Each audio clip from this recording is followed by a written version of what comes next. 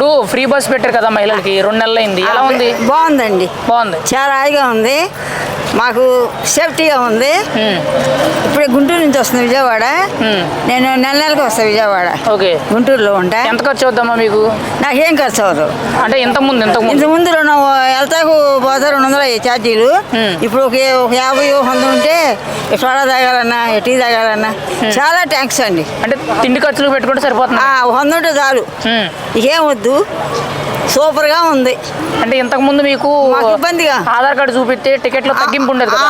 10 రూపాయలు తీసుకున్నారు, తగ్గించేవాళ్ళు. ఇప్పుడు పూర్తిగా తగ్గిస్తున్నారండి. చాలా థ్యాంక్స్.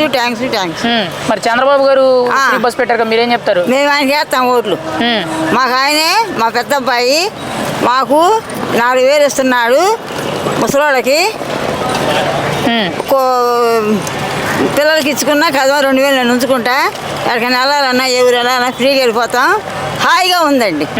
బాగుందంటారా పాలన? సూపర్గా ఉంది.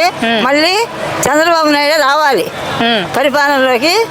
మళ్ళీ అప్పుడు ఇంకో 1000 రూపాయలు పెంచుతారంట, 5000 ఇస్తారంట. తల్లికి వందనం కానీ, పెన్షన్లు కానీ, ఫ్రీ గ్యాస్ కానీ ఇవేమైనా అందుతున్నాయా మీకు పథకాలు? ఇంకా అవన్నీ గ్యాసులు మా అబ్బాయిలో చూసుకుంటారండి. నేనేంటంటే వాళ్ళ ఇంట్లో ఉంటా, మా అబ్బాయి దగ్గర, చిన్న అబ్బాయి దగ్గర గుంటూరు. మీకైతే ప్రభుత్వం తరఫు నుండి అన్నీ అందుతున్నాయి? అన్నీ అందుతున్నాయండి. రోడ్లు ఎలా ఉన్నాయమ్మా? రోడ్లు బాగానే ఉన్నాయండి. అటు బుడంపాడు అటుకెళ్ళే రోడ్లు బాగానే వేశారు.